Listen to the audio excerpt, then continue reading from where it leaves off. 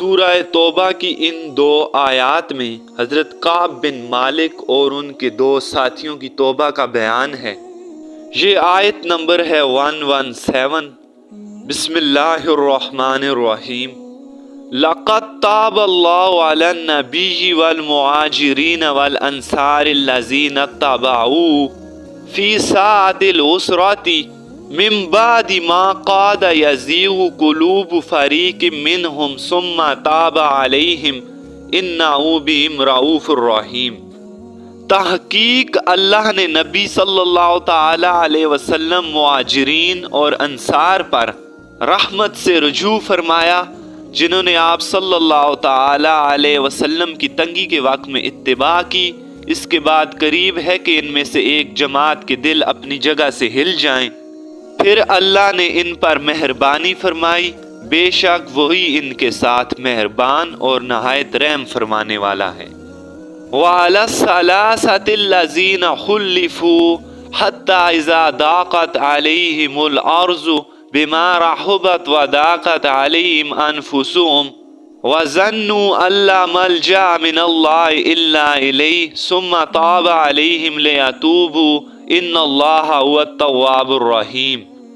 اور ان تینوں پر بھی جو پیچھے رہ گئے تھے، یہاں تک کہ جب زمین ان پر اپنی وسعت کے باوجود تنگ ہو گئی اور انہیں یقین ہو گیا کہ اللہ کے سوا کوئی ان کے لیے پناہ کی جگہ نہیں، پھر اللہ نے ان پر رحمت فرمائی تاکہ وہ توبہ کریں، بے شک اللہ بہت توبہ قبول کرنے والا نہایت رحم کرنے والا ہے۔ یا ایھا الذین آمنوا اتقوا اللہ وکونوا مع الصادقین۔ اے ایمان والو، اللہ سے ڈرو اور سچوں کے ساتھ ہو جاؤ۔ اب میرے بھائیو، حدیث میں آپ کو لفظ با لفظ پڑھ کر سناتا ہوں جو بخاری اور مسلم دونوں میں موجود ہے۔ سورہ توبہ کی آیت نمبر 118 کے کانٹیکس میں حضرت کعب بن مالک کی توبہ کا بیان، یہ صحیح بخاری میں امام بخاری نے باقاعدہ ایک باب باندھا ہے، اور اس حدیث کا انٹرنیشنل نمبر ہے 4418، اور یہ حدیث مسلم میں بھی ہے 7016۔ لفظ با لفظ میں یہ حدیث بیان کروں گا کیونکہ اس کی رکت اسی میں ہے کہ میں اسے لفظ با لفظ پڑھوں۔ آپ شاید اس تکلیف کا احساس کریں جس سے کعب بن مالک گزرے ہیں، اور پھر الٹیمیٹلی ان کی توبہ قبول ہوئی، اور ایسی توبہ قبول ہوئی کہ قیامت تک قرآن میں ان کی توبہ کا ذکر ہے، اور اس کی وجہ سے سورہ توبہ کا نام ہی توبہ ہے۔ جب وہ غزوہ تبوک سے پیچھے رہ گئے، یہ ان کا بیٹا ہے عبداللہ جو اس حدیث کو بیان کر رہا ہے۔ امام بخاری نے چند واسطوں سے یہ حدیث ان کے بیٹے سے لی ہے۔ بسم اللہ الرحمن الرحیم۔ ابن شہاب نے کہا، مجھے عبد الرحمن بن عبداللہ بن کعب بن مالک نے خبر دی کہ عبداللہ بن کعب جو حضرت کعب کو نابینا ہونے کی حالت میں لے کر چلنے والے بیٹے تھے، نے کہا، میں نے حضرت کعب بن مالک سے سنا، انہوں نے اپنی وہ حدیث بیان کی کہ جب وہ غزوہ تبوک میں رسول اللہ سے پیچھے رہ گئے تھے۔ کعب بن مالک نے کہا کہ میں رسول اللہ صلی اللہ تعالی علیہ وسلم کے غزوات میں سے غزوہ تبوک کے علاوہ کسی بھی غزوے میں پیچھے نہیں رہا، اور ایک اور غزوہ بدر میں بھی پیچھے رہ گیا، لیکن آپ صلی اللہ تعالی علیہ وسلم نے اس میں پیچھے رہ جانے والوں میں سے کسی شخص پر ناراضگی کا اظہار نہیں کیا۔ یعنی جو غزوہ بدر میں رسول اللہ نے یہ چوائس دی تھی کہ کوئی جانا چاہتا ہے تو جائے، نہیں تو کوئی بھی اس پر ملامت نہیں ہوگی یا اس پر کوئی ناراضگی یا پکڑ نہیں ہوگی۔ تو یہی غزوہ تبوک اور غزوہ بدر میں یہ حضرت کعب بن مالک پیچھے رہ جانے والے اصحاب میں شامل تھے۔ وہ آگے بیان کرتے ہیں کہ رسول اللہ اور مسلمان قریش کے قافلے کو لوٹنے کے ارادے سے نکلے، یہاں تک کہ اللہ نے مسلمانوں اور ان کے دشمنوں کے درمیان غیر اختیاری طور پر مقابلہ کروا دیا، اور میں بیعت عقبہ کی رات رسول اللہ کے ساتھ حاضر تھا جب ہم نے اسلام پر وعدہ و میثاق کیا تھا، اور مجھے یہ بات پسند نہ تھی کہ میں اس رات کے بدلے جنگ بدر میں شریک ہوتا۔ گو غزوہ بدر لوگوں میں اس رات سے زیادہ معروف و مشہور ہے، اور غزوہ تبوک میں رسول اللہ صلی اللہ تعالیٰ علیہ وسلم سے پیچھے رہ جانے کا میرا واقعہ یہ ہے کہ میں اس غزوے کے وقت جتنا مالدار اور طاقتور تھا اتنا اس سے پہلے کسی غزوے میں نہ تھا۔ اللہ کی قسم اس سے پہلے کبھی بھی میرے پاس 2 سواریاں جمع نہیں ہوئی تھی، یہاں تک کہ میں نے 2 سواریوں کو اس غزوے میں جمع کر لیا تھا۔ پس رسول اللہ نے سخت گرمی میں جہاد کیا اور بہت لمبے سفر کا ارادہ کیا، اور راستہ جنگل بیابان اور دشوار تھا، اور دشمن بھی کثیر تعداد میں پیش نظر تھے۔ پس آپ صلی اللہ تعالیٰ علیہ وسلم نے مسلمانوں کو ان معاملات کی پوری وضاحت کر دی تاکہ وہ ان کے ساتھ جنگ کے لیے مکمل طور پر تیاری کر لیں، اور جس طرح آپ صلی اللہ تعالیٰ علیہ وسلم کا ارادہ تھا واضح کر دیا۔ یعنی حضرت کعب کہہ رہے ہیں کہ وہ راستہ بھی لمبا تھا اور جو مخالف فوج تھی وہ بھی بہت زیادہ تھی، کثیر تعداد میں تھی۔ رسول اللہ نے یہ سارے معاملات ہم پہ واضح کر دیے تھے۔ وہ آگے کہتے ہیں کہ رسول اللہ کے ساتھ مسلمان بھی کثیر تعداد میں تھے اور انہیں کسی کتاب اور رجسٹر میں درج نہیں کیا گیا تھا۔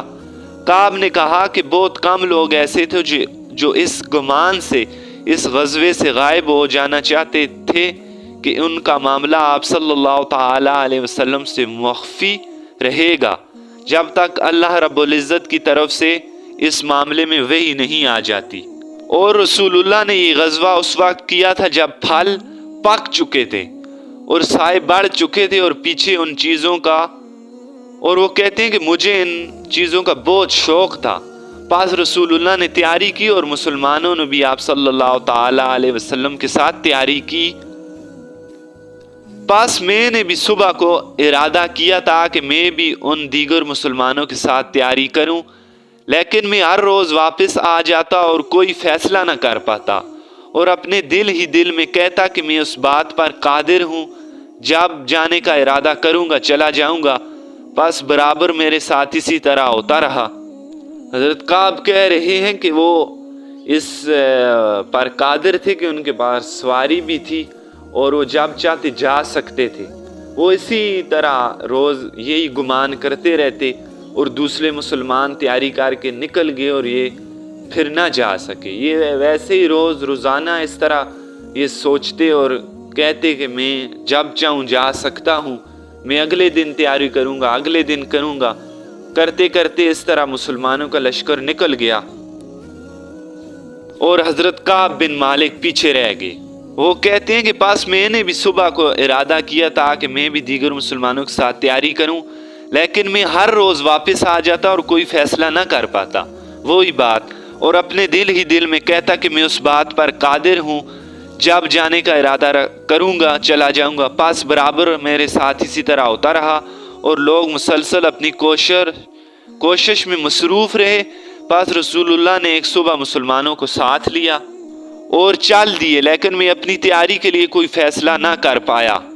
میں نے صبح کی تو واپس آ گیا اور کچھ بھی فیصلہ نہ کر پایا۔ پاس میں اسی کشمکش میں مبتلا رہا یہاں تک کہ مجاہدین آگے بڑھ گئے اور غزوہ شروع ہو گیا۔ پس میں نے ارادہ کیا کہ میں کوچ کروں گا اور ان کو پہنچ جاؤں گا، کاش میں ایسا کر لیتا۔ اب وہ کہہ رہے ہیں کہ کاش میں ایسا کر لیتا۔ اب انہیں وہ ہو رہا تھا کہ یہ میں نے کیا کر دیا، اب تو میں پیچھے رہ گیا ہوں، کاش میں ایسا کر لیتا، لیکن یہ بات میرے مقدر میں نہ تھی۔ رسول اللہ کے چلے جانے کے بعد جب میں باہر لوگوں میں نکلتا تو پیروی کے قابل کسی کو نہ پاتا سوائے ان لوگوں کو جنہیں نفاق کی تہمت دی جاتی، یا وہ آدمی جسے کمزوری اور ضعیفی کی وجہ سے اللہ نے معذور قرار دیا، اور رسول اللہ نے تبوک پہنچنے تک میرا ذکر نہ کیا۔ پھر آپ نے تبوک میں لوگوں کے درمیان بیٹھے ہوئے فرمایا، کعب بن مالک نے کیا کیا؟ بنی سلمہ میں سے ایک آدمی نے عرض کیا، اے اللہ کے رسول، اس کی چادر نے اس کو روک رکھا ہے اور اس کے دونوں کناروں کو دیکھنے نے اسے روک رکھا ہے۔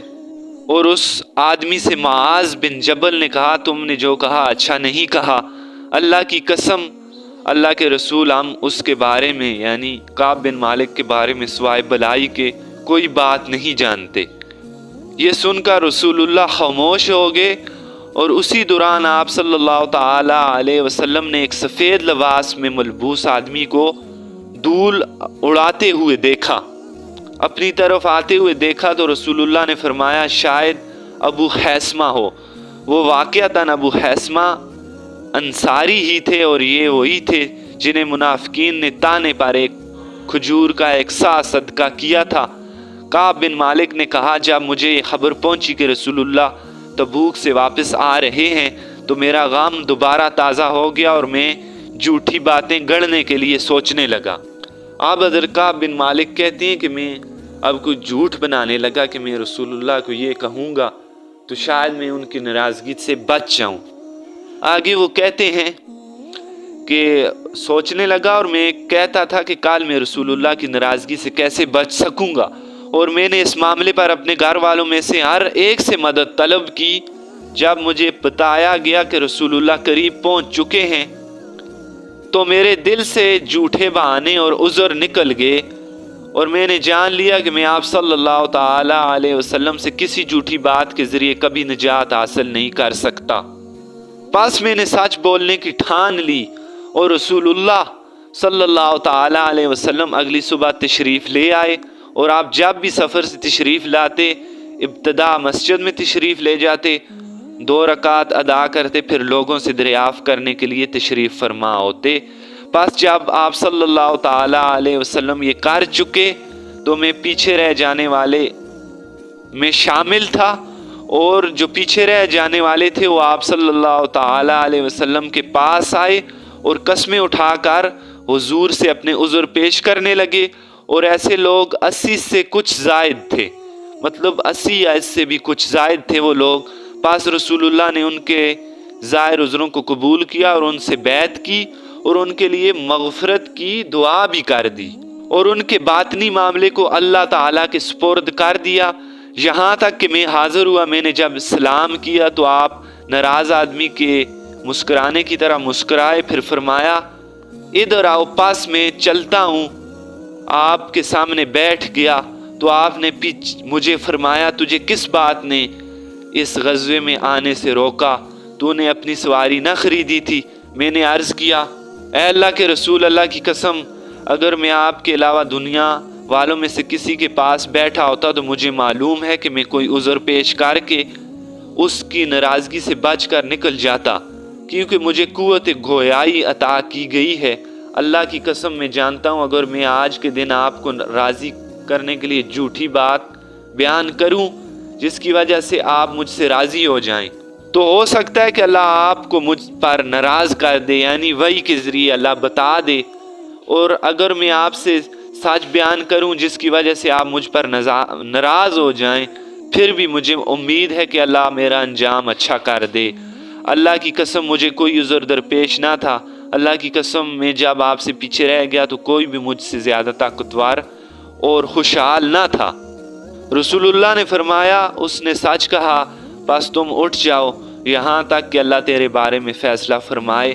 پاس میں کھڑا ہوا اور بنی سلمہ کے کچھ لوگ میرے پیچھے آئے، انہوں نے مجھے کہا اللہ کی قسم ہم نہیں جانتے کہ آپ نے اس سے پہلے کوئی گناہ کیا ہو، اب تم نے رسول اللہ کے سامنے عذر پیش کیوں نہ کیا جیسا کہ اور جو دوسرے تھے انہوں نے پیش کیا؟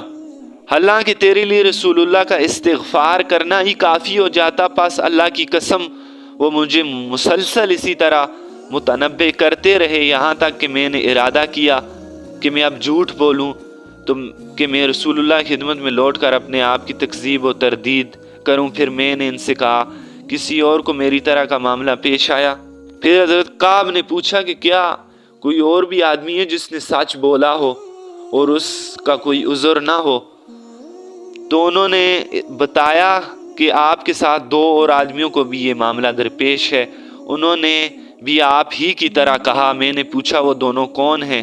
انہوں نے کہا مرارہ بن ربیعہ عامری اور بلال بن امیہ واقفی کا ذکر کیا۔ انہوں نے مجھے ایسے 2 نیک آدمیوں کا ذکر کیا جو بدر میں شریک ہو چکے تھے، اور ان دونوں میں میرے لیے نمونہ تھا۔ بس میں اپنی بات پر پختہ ہو گیا جب انہوں نے مجھے ان 2 آدمیوں کا ذکر کیا۔ رسول اللہ نے مسلمانوں کو ہم 3 آدمیوں سے گفتگو کرنے سے پھر منع کر دیا۔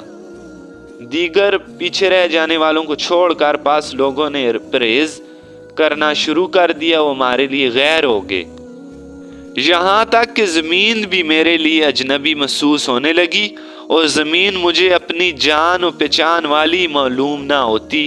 پس ہم نے 50 راتیں اسی حالت میں گزاری۔ بہرحال میرے دونوں ساتھی عاجز ہو کر اپنے گھروں میں ہی بیٹھے رہتے، لیکن میں نوجوان تھا اور ان سے زیادہ طاقتور تھا، اس لیے میں باہر نکلتا، نماز میں حاضر ہوتا، بازاروں میں چکر لگاتا، لیکن مجھے کوئی بھی گفتگو کے لیے نہ بلاتا۔ میں رسول اللہ کی خدمت میں حاضر ہو کر سلام کرتا۔ جب نماز کے بعد اپنی جگہ پر بیٹھے ہوتے، پھر میں اپنے دل میں کہتا کہ آپ نے سلام کے جواب کے لیے اپنے ہونٹوں کو حرکت دی یا نہیں، پھر میں آپ کے قریب بھی نماز ادا کرتا اور آنکھیں چرا کر آپ صلی اللہ تعالی علیہ وسلم کو دیکھتا۔ جب میں اپنی نماز پر متوجہ ہوتا تو آپ میری طرف دیکھتے، اور جب میں آپ صلی اللہ تعالی علیہ وسلم کی طرف متوجہ ہوتا تو مجھ سے اعراض کر لیتے، یہاں تک کہ جب مسلمانوں کی سختی مجھ پر طویل ہو گئی تو میں چلا یہاں تک کہ اپنے چچا زاد ابو قتادہ کے باغ کی دیوار پر چڑھا، اور مجھے لوگوں میں سب سے زیادہ محبوب تھے۔ یہ ان کے چچا زاد بھائی تھے ابو قتادہ، اور انہیں محبوب بھی زیادہ تھے۔ انہوں نے اسے سلام کیا، اللہ کی قسم انہوں نے مجھے میرے سلام کا جواب نہیں دیا۔ یہ کعب بن مالک کہہ رہے ہیں، میں نے ان سے کہا، اے ابو قتادہ، میں تجھے اللہ کی قسم دیتا ہوں، کیا تو جانتا نہیں کہ میں اللہ اور اس کے رسول سے محبت کرتا ہوں؟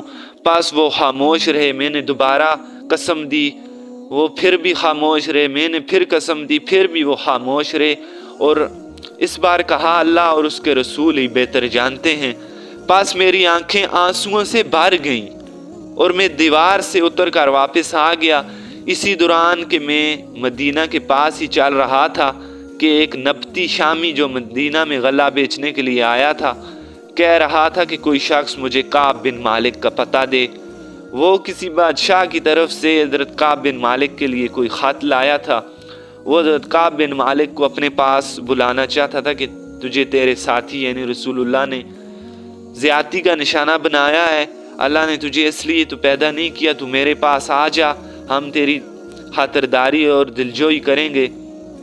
جب کعب بن مالک کہتے ہیں کہ میں نے اسے پڑھا تو کہا، یہ بھی ایک اور آزمائش ہے۔ پاس میں نے اسے تندور میں ڈال کر جلا ڈالا، یہاں تک کہ جب 50 دن گزر گئے اور وہی بند رہی تو ایک دن رسول اللہ کا قاصد میرے پاس آیا اور کہا، رسول اللہ تجھے حکم دیتے ہیں کہ تو اپنی بیوی سے جدا ہو جا۔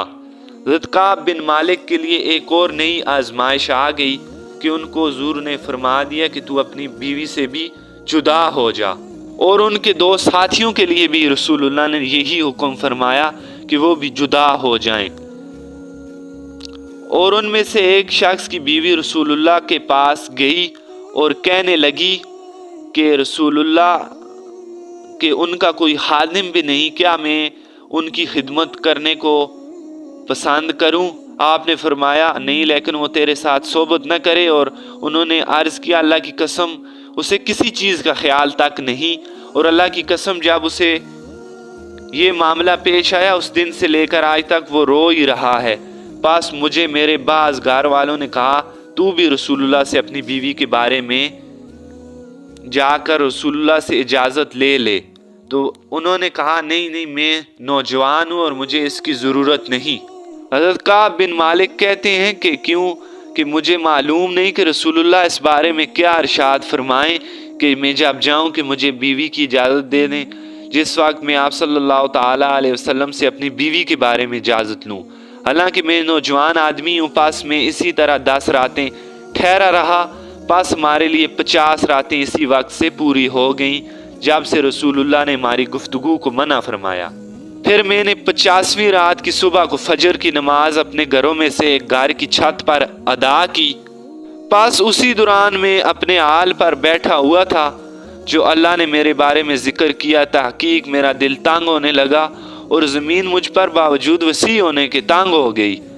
تو میں نے اچانک صلا پہاڑ کی چوٹی سے ایک چلانے والے کی آواز سنی جو بلند آواز سے پکار رہا تھا، اے کعب بن مالک خوش ہو جا۔ میں اسی وقت سجدے میں گر گیا اور میں نے جان لیا کہ تنگی دور ہونے کا وقت آ گیا۔ پھر رسول اللہ نے نماز فجر پڑھنے کے بعد لوگوں میں اعلان کر دیا کہ ہماری توبہ قبول ہو گئی۔ پس لوگ ہمیں خوشخبری دینے کے لیے چل پڑے اور مجھے کچھ صحابہ میرے دونوں ساتھیوں کو خوشخبری دینے چل دیے۔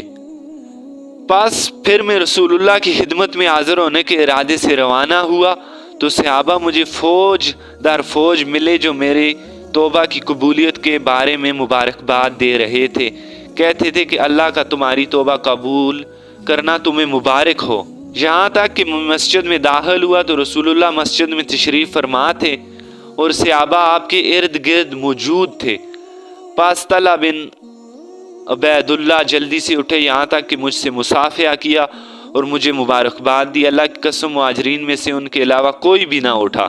اسی وجہ سے کعب حضرت طلحہ کو کبھی نہ بھولے۔ کعب نے کہا جب میں نے رسول اللہ کو سلام کیا تو آپ کا چہرہ اقدس خوشی کی وجہ سے چمک رہا تھا اور آپ فرما رہے تھے مبارک ہو تمہیں ایسے بلائی والے دن کی، اس جیسی خوشی کا دن تجھ پر تیری ماں کے پیدا کرنے سے آج تک نہیں گزرا۔